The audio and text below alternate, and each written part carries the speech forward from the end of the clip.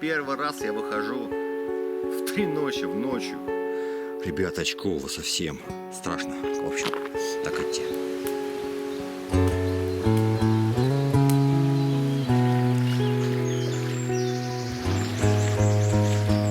Там уже мы будем завтра. На дне. Вот я только присаживаюсь на бревно. У меня и отключаюсь. У меня мозг отключается. Ни одной живой души я не встретил. Ни одного туриста. Что-то убежал с лаем. Слышите? Это не собака? Там камни, как каменка, в общем. Здесь жарко. Ой, как хорошо. Надо жарко. Народ, я сделал макароны, не всю воду слил, немножко томат добавил, мясо сушеное и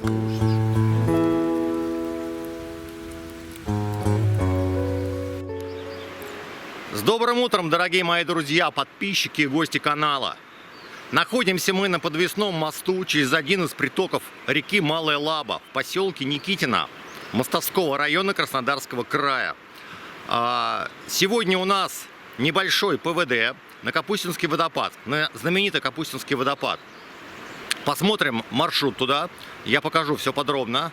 Это одно из мест, которые пренепременно стоит посетить, если вы оказались в данном районе. Никитино можно добраться на машине по грунтовой дороге, достаточно неплохой, от Псибая. То есть поднявшись вверх по левому берегу, по дороге по левому берегу реки Малая Лаба.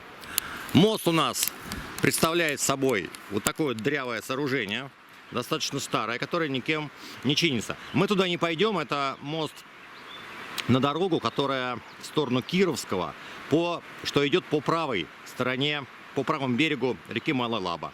Собственно, вот сама Малая Лаба. Мы с вами пойдем по другому мосту, не менее аварийному. Вот.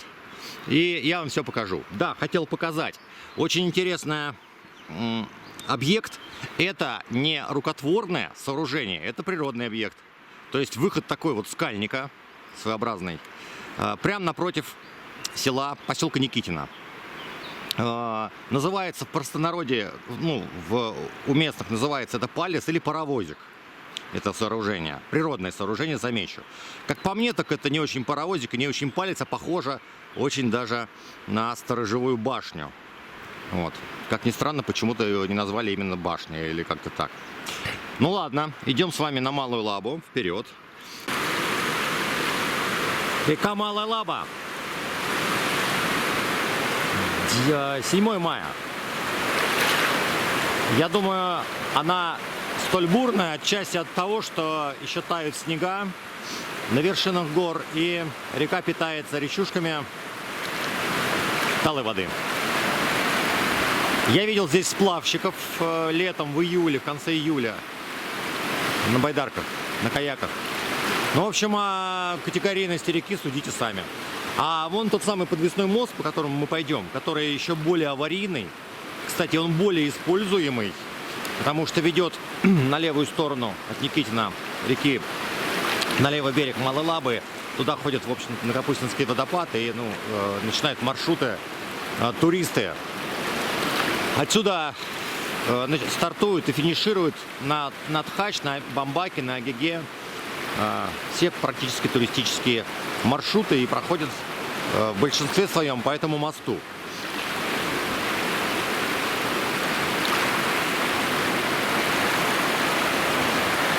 Форели здесь должно быть много, но ловить ее нельзя, но все равно ловят.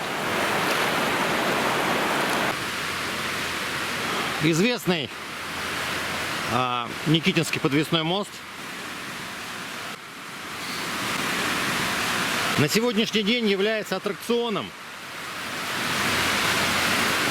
типа русской рулетки. То есть, наступая на доски, нет никакой гарантии, что в данный момент именно эта доска не проломится. Видите? Что-то трухлявое, что-то совсем уже обломилось под кем-то.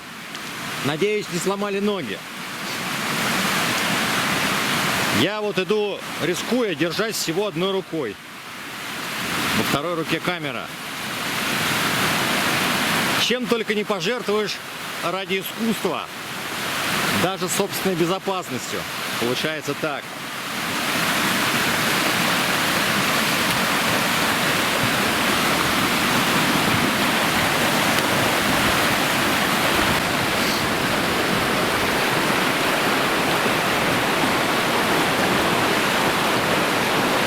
красиво отсюда.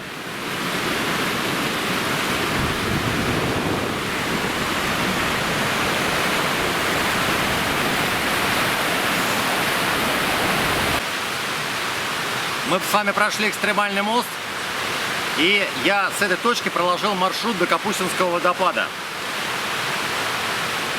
Маршрут в Осмонде по пешеходным тропам.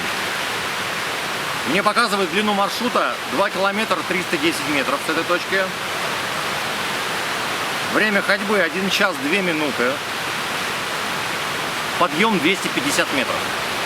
И спуск 6 метров. Водопад находится на высоте 1044 метра. Ну что ж, стартуем, проверим это. А также посмотрим, как тропа там и так далее. Вперед! Дорога к водопаду от Псибая в сторону Кировского, мимо Никитина. Очень хорошая, видите?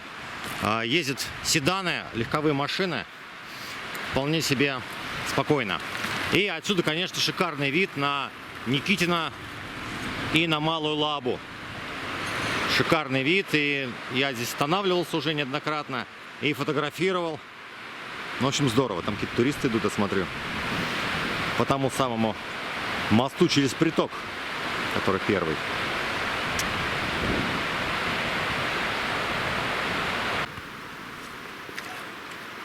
Поворот с дороги на тропу обозначен знаком Капустинский водопад, ну и рекламой «Три медведя». От моста с Никитина до сюда ровно километр. И километр 300 до водопада с набором высоты 220 метров. Вот тропа, вот знак. Если пойти вниз четко от тропы с водопада и повернуть налево, там есть стояночка, оборудованная верандой. Ну, там грязновато, но при желании и при необходимости можно там перекусить что-то или поставить палатку на полянке. Все, вперед, выдвигаемся. Время 9:50. Посмотрим, за какое время, учитывая наши остановки, мы дойдем до водопада Капустинский. Первые 30 метров пути пройдено. Там приехали пенсионеры погулять. Тропа достаточно круто забирает вверх. Но так будет не всегда. Там будет и более пологие места, и покруче. Показываю в онлайн режиме. Я уверен, кому-то будет интересно. Особенно из тех, кто здесь не был еще. По какой-то причине в Псибае был, а вот здесь не был. Непонятно.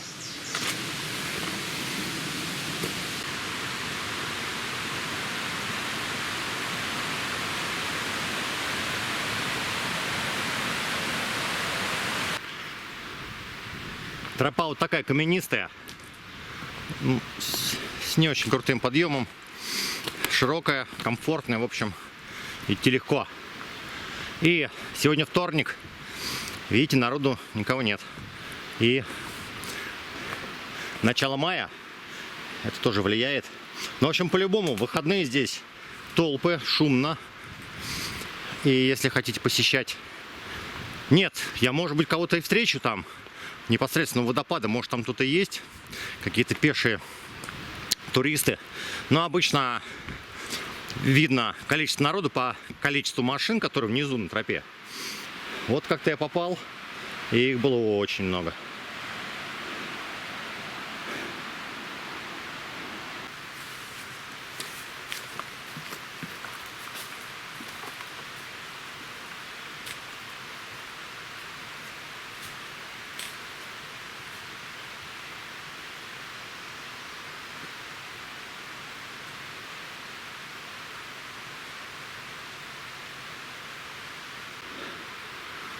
Местами тропа покрыта толстым ковром из буковых и дубовых листьев прошлогодних.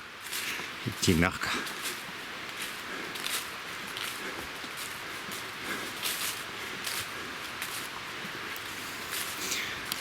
Есть метки на скале, куда к водопаду.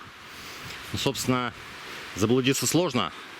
Справа прижим, слева река, поэтому компас на этом маршруте не нужен.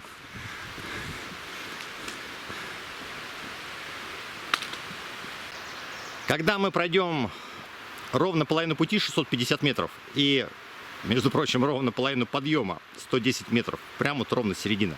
Мы увидим такую тропу, менее натоптанную, такую более заросшую. Она уходит круто наверх. Это тропа на хребет Малый Бамбак, и далее на Геге и на Большой Тхач. И с выходом в Новопрохладное или в поселок Узловой. Я по ней ходил, поднимался, там очень крутой подъем.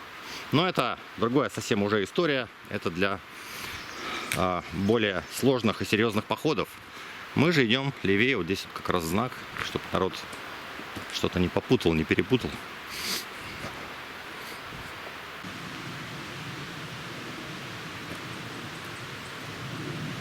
Еще пару слов о безопасности. Здесь медвежьи места, и медведей, особенно весной, много, но есть он и летом. Удивляться нечему. Эти балки и ущелья – это дом для медведей, они здесь живут.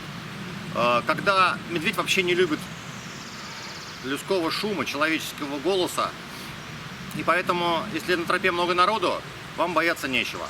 Но если день выдался, как сейчас мне, и не вижу ни одного человека, то можно с собой взять вот такую стрелялку, называется сигнал охотника.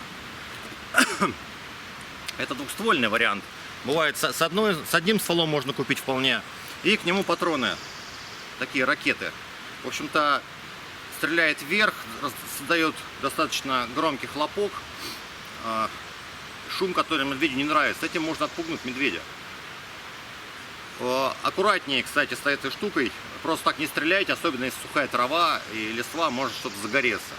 Но это на всякий случай. Эту ракетницу с собой я взял не специально. Я только что спустился, вчера только вышел с маршрута 9-дневного по Тхачам, Бамбакам и Агеге. И у меня с собой ракетница была. Медведя я там видел. Видел очень много следов свежих медвежек и маленьких медвежат. А также от Капустинского водопада в 22 году видел в 200 метрах выше следы тоже медведя свежие. Поэтому я вас не запугиваю, но иметь в виду данный факт опасности все-таки нужно. Идем дальше, вперед. И да, самое важное, забыл сказать про медведей. Если вы проходите потенциально медвежьи места и идете один, то надеяться на ракетницу можно, как знаете, уже последнее средство. Если мы увидели медведя, который издалека идет к нам, можно попробовать его пугнуть. Но может случиться так, что медведь вас заметит раньше. Допустим, вы выходите из-за угла, из-за камня какого-то. Поэтому, чтобы этого не произошло, нужно идти достаточно шумно по лесу. То есть разговаривать, что-то говорить самому себе, не знаю, петь песни. Можно патриотические, можно русские народные, можно рок. Эстраду советскую тоже неплохо, подходит. Медведь вас услышит и уйдет сам. Вот такая поправочка небольшая к моему рассказу о медвежьей безопасности. Продолжаем путь. Здесь русло раздваивается, и мы когда подходим, вот есть как бы правое русло, вот такой вот камень, скала, и левое русло.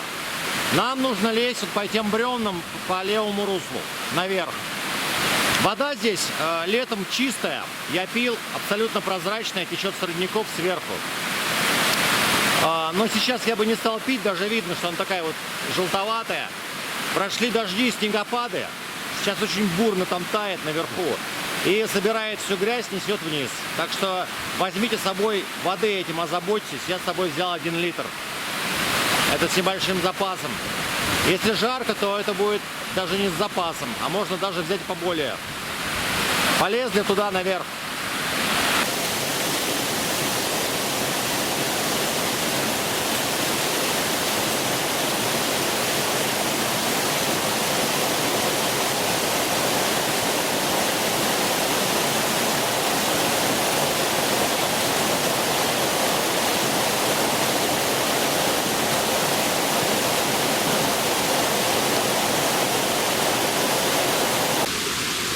Здесь надо быть внимательным.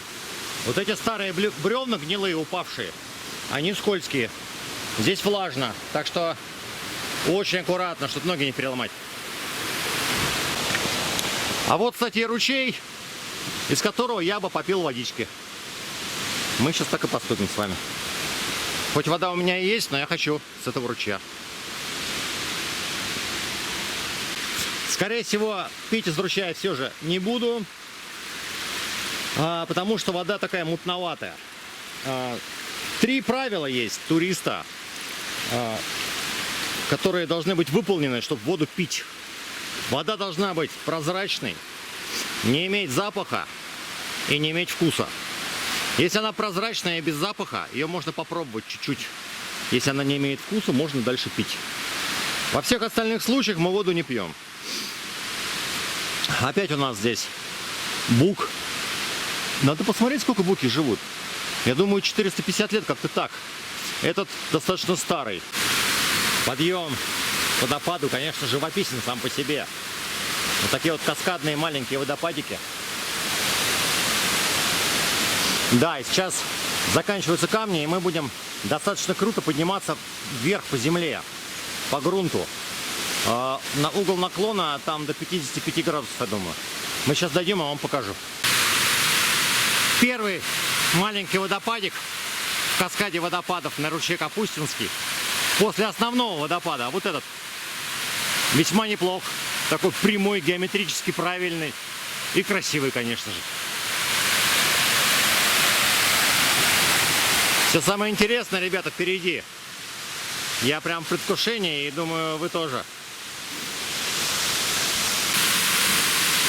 45 минут подъема неспешным шагом. И мы у водопада Капустинский. Высота водопада 45 метров.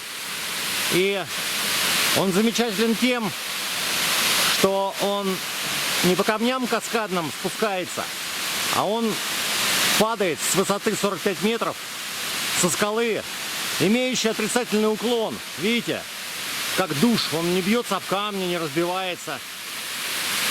Это грандиозно. Скала 55 метров здесь над нами, стена ровная, отрицательный уклон кое-где. Сказочно, грандиозно, ребята, потрясающе. Это то, к чему мы шли недолго, между прочим. И еще раз говорю, оно, конечно же, того стоит. Никого здесь нет. Мы сейчас пофоткаем, снимем еще, может, поднимусь. Есть ракурс немножко повыше, можно подняться. Естественно, спустимся вниз, покажу, как там снизу. В основном люди, которые приходят, отдыхают там внизу. А вот с этой точки, где я нахожусь, ведут видео-фотосъемку. Потрясающе.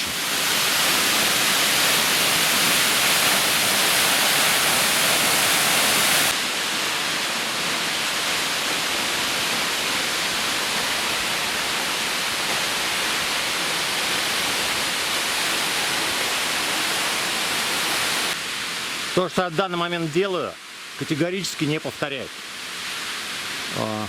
Я зашел на точку съемки, где прямо над головой нависают деревья, камни. И в любой момент что-то может оттуда сорваться и жахнуть по башке. В общем-то, достаточно того, что я это снял, и вы увидели, сюда не лазите. Очень опасно, и у меня прям вся моя внутренняя чуйка чувствует, что отсюда надо уходить с этого места. Лисичка хвостиком вильнет и посыпется что-нибудь. И дырка в голове.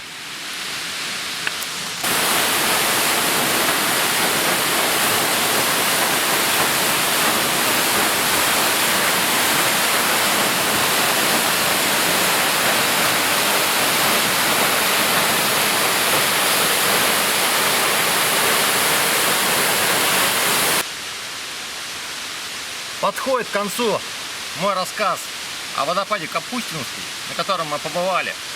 И осталось спуститься мне до дороги километр 200 и сбросить высоты 220 метров. Но прежде чем заканчивать, я хочу сказать пару слов о снаряге. Хоть поход и несложный, но есть нюансы. Первое, вы сами все видели, скользкая земля, здесь сыро практически круглый год.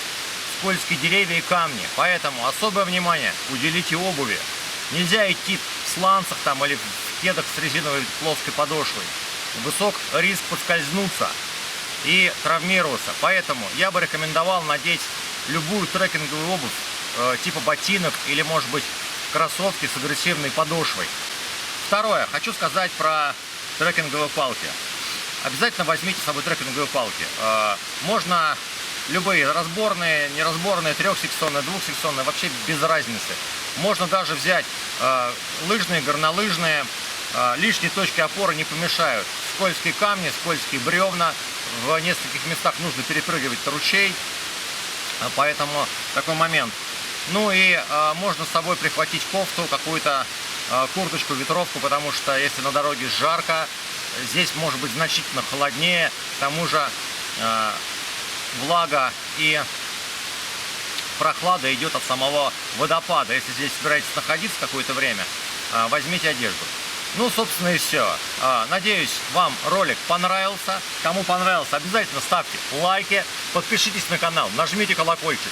На моем канале много походных видео по всей России. И впереди у нас поход по Камчатке.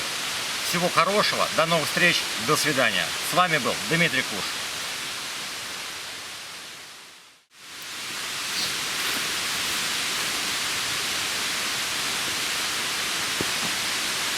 Ну и небольшой доп. Не оставляйте, пожалуйста, здесь мусор. Забирайте с собой бутылочки, баночки, пакетики, бумажки и все остальное, что принесли. Эту бутылку я заберу с собой вниз и выкину в поселке в мусорный бак. Второй доп, ребята. Не удержался. Не делайте так. Вот Леха и Вита. Вот что? Зачем? Вопрос. Зачем? Что вы хотели этим сказать? Ну, мысли приходят мне в голову, что вы как минимум олигофрены. Вот Вита, Леха. Еще и города понаписали: Рига, Харьков, Ялта. То есть получается, что вы с этих городов вы подставляете нормальных людей, которые живут в Ялте, в Риге и в Харькове. Ребята, ну, блин, вообще, не знаю. Убейте себя об дерево. Извините за грубость. Все, спускаемся вниз. Допы закончены, надеюсь.